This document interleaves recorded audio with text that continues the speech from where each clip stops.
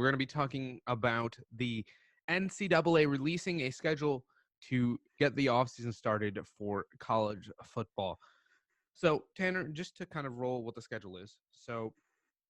Um, so the NCAA Football Oversight Committee passed a recommendation. So this is technically not official as their vote on June 17th.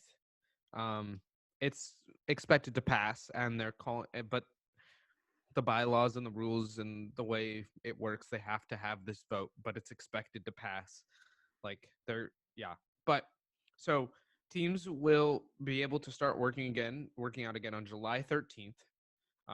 So that's when coaches can have access to their players, strength workouts, coaches engaging in film study, things like that. Um, but and then so then those 8 weeks would transition. Those 8-hour weeks would transition to a pair of 20-hour weeks on July 24th, which is similar to just moving into the regular season schedule where they can only do 20 hours a week. And then on August 7th, training camp can officially start for NCAA teams. So Tanner, just thinking about that, what are your thoughts based on this has been released? I mean, it's technically not official, but for all intents and purposes, it's what's going to happen. And as you said, it may not be official, but it's definitely a step in the right direction for college football and maybe even the NCAA in general. I mean, I kind of like what the NBA's schedule, at least when it was first released. It's a good layout of getting players back safely, but also giving them time to get back into both practice and game shape. I mean, you have to assume that a lot of players have been preparing, doing their own home workouts in terms of strength, conditioning, film study especially. But I really like this.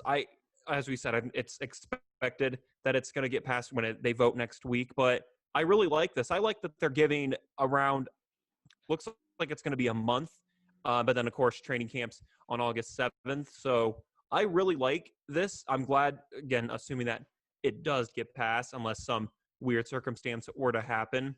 But I like the layout after getting a chance to read through everything. So, yeah, I think this is a great step for both college football, but the NCAA as a whole. Yeah, I think it's a good ramp up. So they start July 14th, and then July 24th, there's the next change. And then August 7th is the start of training camp. And then you can get back into regular football. And they're also allowing enough space to make adjustments as things change.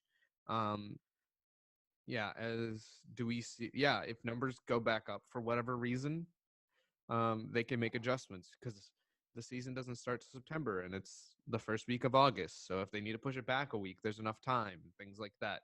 Like the schedule was made in a way to allow for some flexibility, it seems like. And so it's like you said, it's a step in the right direction to get college football back, which would get college basketball back, which would get college baseball back, which would get college soccer back. Because college football is really the big sport for the NCAA. College football, basketball are the two big ones, really, I think. But yeah, I think if they can get college football back and show that they can do that safely, I think it leads to the fact of the other sports coming back so other athletes can play sports. And I think that's a good thing, not just for football, but for all NCAA Division I sports in general. And, Zach, I was curious as to the direction for where training camps or practices were to go, because let's also remember that it was back on June 1st that when the NCAA, they did allow schools to have voluntary workouts. Of course, keyword voluntary, so that they didn't have to. So I was curious as to where this was going to go. Not too much time after they said that on June 1st, so roughly about 2 weeks after.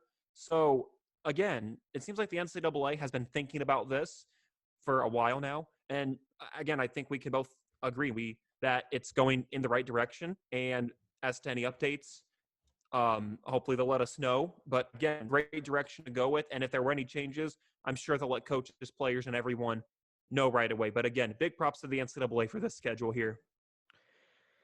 Yeah, I mean, I I'm glad that we're seeing a time map to getting college sports back. And I'm excited to watch college football this season, and then obviously college basketball and all the other college baseball, college soccer, all the college sports. I mean, can't go wrong college sports.